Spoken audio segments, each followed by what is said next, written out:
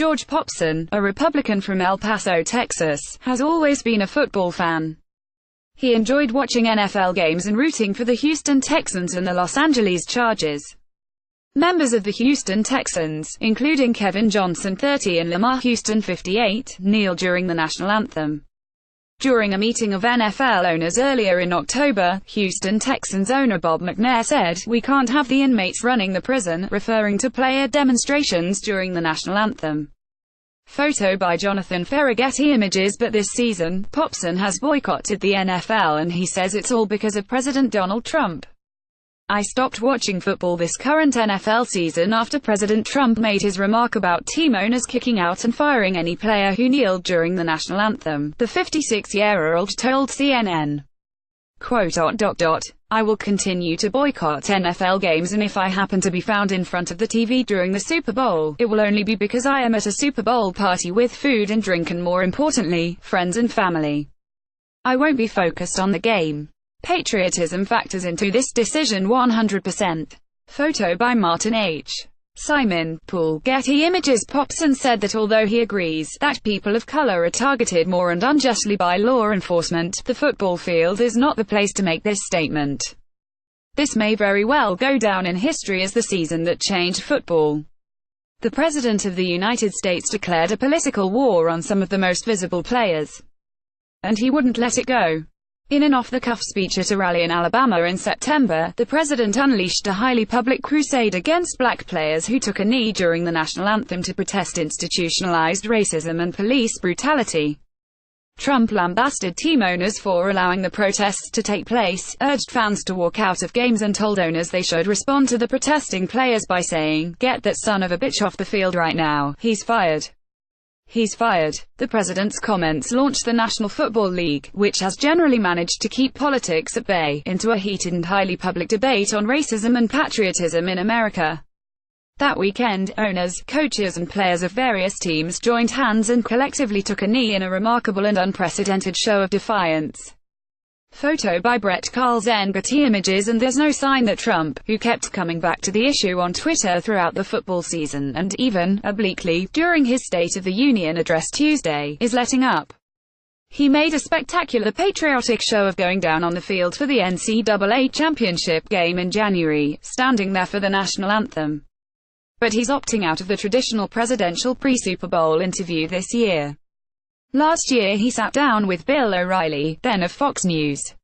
This year NBC is broadcasting the game. Because Trump is this polarizing figure who chose to draw a line in the sand, it just shone a spotlight on the debate and gave it a kind of national profile that it might not have had if he hadn't actually entered the fray. Dr. Teresa Runstedler, a history professor at American University who studies the intersection of sports, race and politics, told CNN. Trump forced coaches and owners to pick sides. New York Giants owners John Mara and Steve Tisch expressed disappointment over the president's comments. Meanwhile, Dallas Cowboys owner Jerry Jones, after an early show of support, taking a knee with players before the national anthem during a game, later sparked boycotts when he said he would bench players for being disrespectful to the flag. Amid the upheaval, NFL Commissioner Roger Goodell tried to have it both ways. NFL Commissioner Roger Goodell, he said the league wants players to stand for the anthem, but stopped short of saying the NFL would institute an NBA-like policy that would force them to stand to penalize them if they don't. However, it's important to note that despite the fact that NBA players did not participate in protests on the court, coaches and players, from stars like the Cleveland Cavaliers LeBron James and the Golden State Warriors Steph Curry to coaches like Greg Popovich and Steve Kerr, have been more outspoken and public in their criticism of Trump. Trump created a situation where that veneer of the invisibility of politics and the invisibility of race in the Super Bowl has been shattered in a lot of ways. Runstedler said, "Regardless of which side you're on, you kind of have to actually confront the fact that the event is laden with racial politics." A group against the protests called Standing for America has nearly 300,000 followers on Facebook, and so far 26,000 people indicated they will participate in their event, NFL Boycott 2018 Super Bowl, to voice their support for veterans. And as the Philadelphia Eagles prepare to take on the New England Patriots, Trump's favorite team, given his friendly relationship with owner Robert Kraft, his golfing relationship with Tom Brady and the notes he's exchanged with Bill Belichick, at the Super Bowl this weekend, Eagles wide receiver Torrey Smith, who raised his fist on the field to express solidarity with the Black Lives Matter movement, has already indicated that he will refuse an invitation to the White House if his team wins, even before Trump got into a fight with the NFL, sparking a boycott by conservatives. A boycott of the league among progressive and black activists was already in full swing. In Greensboro, North Carolina, a group of young activists started a Kickball for Kaepernick league to protest the perceived shunning by league owners and coaches of former San Francisco 49ers quarterback Colin Kaepernick. Colin Kaepernick, 7 of the San Francisco 49ers, kneels on the sideline during the anthem prior to the game against the Dallas Cowboys. Photo by Theron W.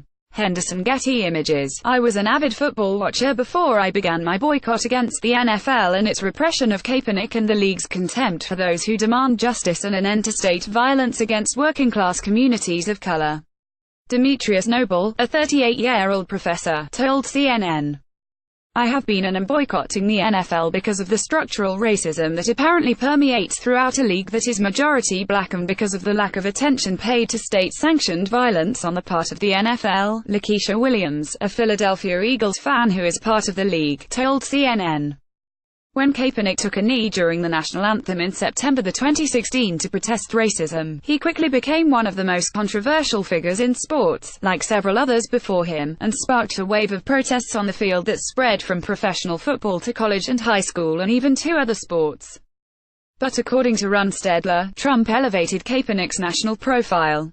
If nobody had made a big deal out of it and turned it into a spectacle, the protests would have been meaningless, she said. It was actually the backlash against Kaepernick not standing for the anthem that ironically rained more awareness about why he was protesting. 1 month before he picked a fight with the NFL over the protests, Trump had stoked racial tensions deeply when he repeatedly appeared to suggest there's a moral equivalency between white supremacists and those who oppose them, while responding to violence that erupted at a white supremacist rally in Charlottesville, Virginia. His commentary just provided additional talking points and reinforcement concerning how the highest office of the USA is out to repress and castigate those who dare to stand for justice and the most vulnerable. Noble said, adding that Trump's rhetoric reinforces why Kaepernick chose to kneel in the first place. President's comments, upon which he doubled and tripled down, prompted an onslaught of bipartisan criticism and fueled a barrage of new protests on the field. Athletes, especially black athletes, realize that no matter how much money you make and how famous you are, when we have a president who constantly diminishes you and your people, it's time to step up and do something. NBA legend and civil rights activist Kareem Abdul-Jabbar told CNN's Get Political at the time. Amid bipartisan outrage over Trump's response to the violence that transpired at the rally, about a dozen members of the Cleveland Browns, including Seth DeValve, the first white player to join the protest, took a knee and prayed before a preseason game against the New York Giants on August 21. Trump's relationship with the Patriots looms large. It doesn't help at all that Trump's all-time favorite team, the New England Patriots, has been so dominant. Last year, football fans compared the Patriots' historic comeback against the Atlanta Falcons in the Super Bowl to Trump's unexpected win against Democratic presidential nominee Hillary Clinton in the 2016 general election.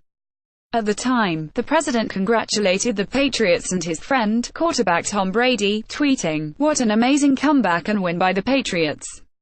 Tom Brady, Bob Kraft and Coach B are total winners. Wow, Super Bowl." But Brady, who had received backlash in 2015 when a "Make America Great Again" hat was spotted in his locker, has been evasive when asked about his relationship with the president. In a highly publicized move that likely embarrassed Trump, although the president chose not to address it publicly, the 5-time Super Bowl champion surprised many when he skipped his team's visit to the White House last year, citing family matters.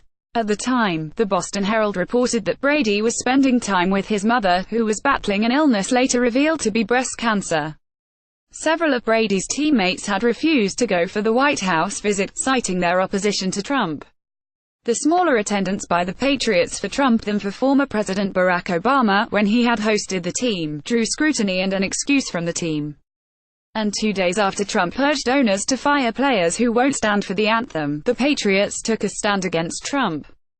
36 players took a knee, while the rest locked arms on the field. Trump put the Patriots in the political spotlight repeatedly over the past 2 years, announcing a day before the general election that Brady and Coach Belichick were supporting his campaign for president. The president also said at a pre-inaugural dinner that Brady and Patriots owner Kraft called to congratulate him. While he did not deny it, Brady played down the claim during an interview, saying, "I call a lot of people. I have called him, yes, in the past." Brady said, "Sometimes he calls me. Sometimes I call him. But, again, that's been someone I've known. I always try to keep it in context because for 16 years you know someone before maybe he was in the position that he was in. He's been very supportive of me for a long time. It's just a friendship. I have a lot of friends. I call a lot of people. A lot of people still watch the NFL, but viewership is down." And while various factors could be in play, thousands of Americans from the left and the right have expressed that they stopped watching to make a statement about the debate on race and patriotism in America, which was intensified and elevated by the president's unrelenting war with the NFL.